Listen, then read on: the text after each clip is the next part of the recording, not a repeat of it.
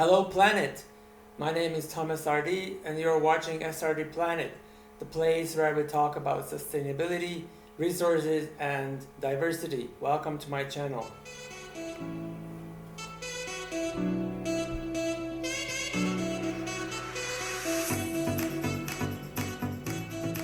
Today's episode is about Tesla's Gigafactory 4.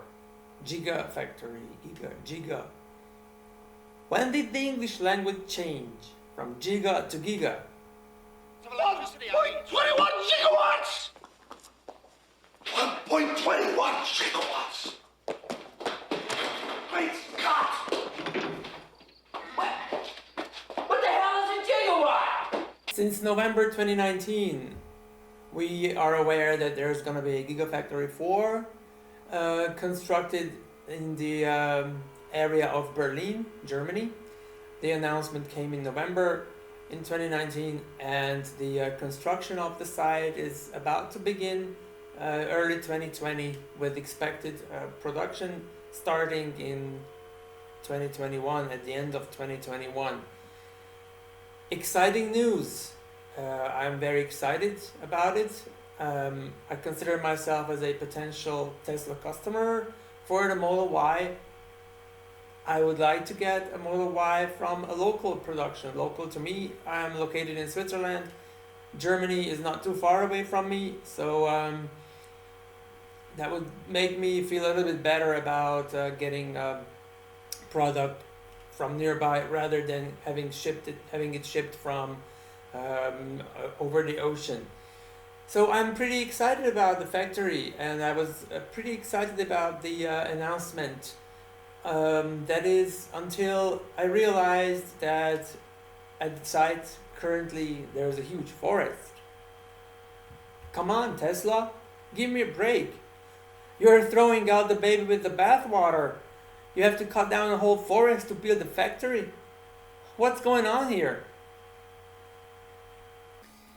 So I started thinking about this situation and I made a promise to myself that I'm going to find out about the reality surrounding this forest that needs to be cut down. Yes, I have found some videos already showing and discussing about the forest. I found this video posted by Mr. Köhle from the Berlin area. Thank you very much for posting the video. I share the link to your video down below mine as an acknowledgement. It's a very professional drone footage, and as I can see it seems to be a Scots pine forest.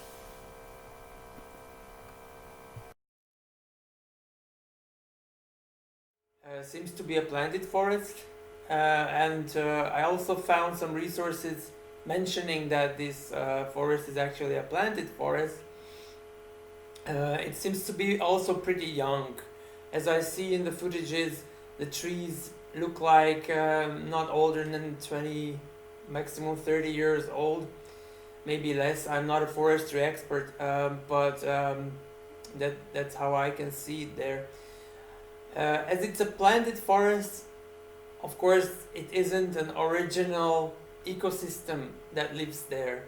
The original ecosystem was exterminated probably hundreds of years ago by our ancestors.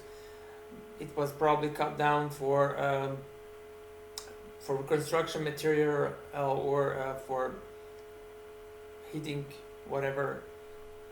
And now we have this secondary forest which was planted recently, and it's basically a monoculture of trees. It is very similar to a cornfield or a wheat field where you have only one species of plant living.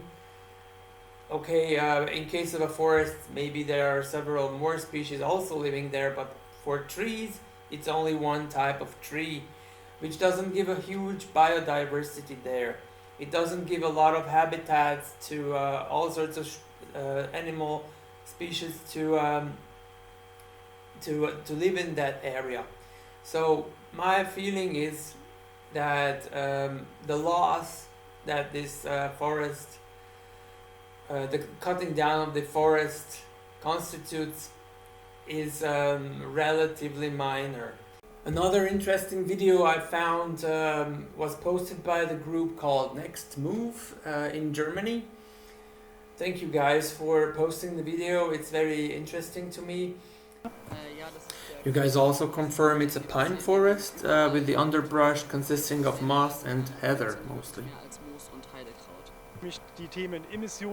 Tesla first needs to hand in the emissions and environmental impact studies, after which the authority is gonna search for endangered species on the site. Die befinden sich derzeit im Winterschlaf und auch der Baumfalke wurde genannt und der ist zurzeit abwesend, der ist im Winterquartier in Afrika.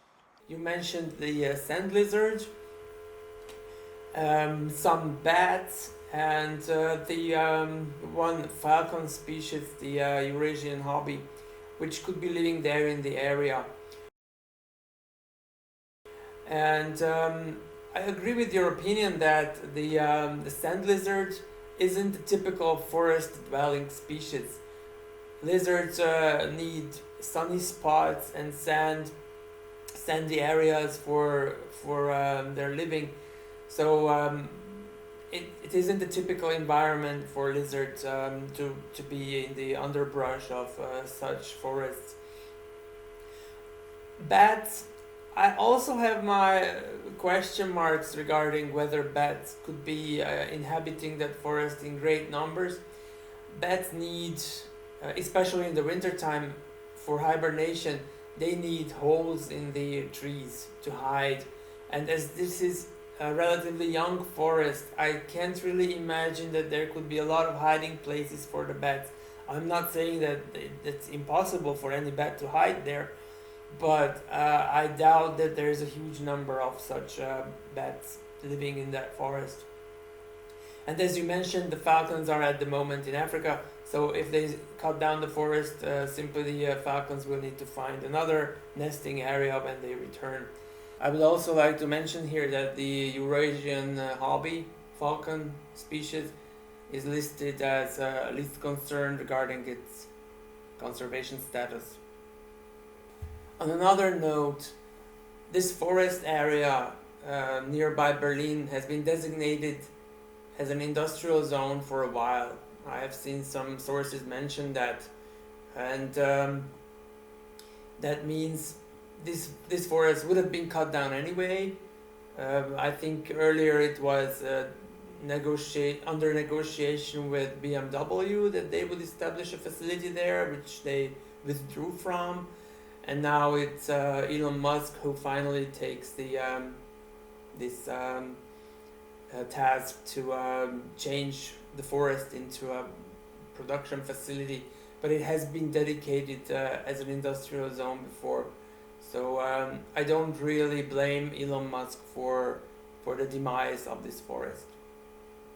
I have also seen news that Elon Musk promised that there would be 3 times more trees planted somewhere instead of the forest that he has to cut down, which I really appreciate.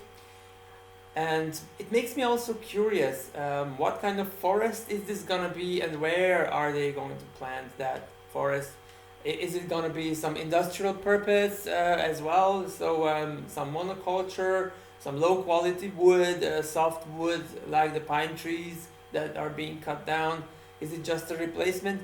Or is it more like a habitat restoration or ecosystem restoration project with a bigger diversity of trees? I imagine oak trees, birch trees, beech trees, with a mixture of some evergreens.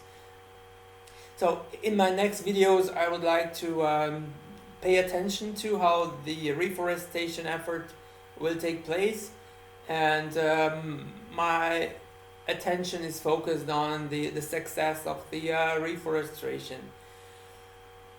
And I'm going to come back with this news for you later on in my videos. For now, thank you very much for your attention. Please check out the links below the video regarding the sources that I used, and I hope to see you soon in the next episode.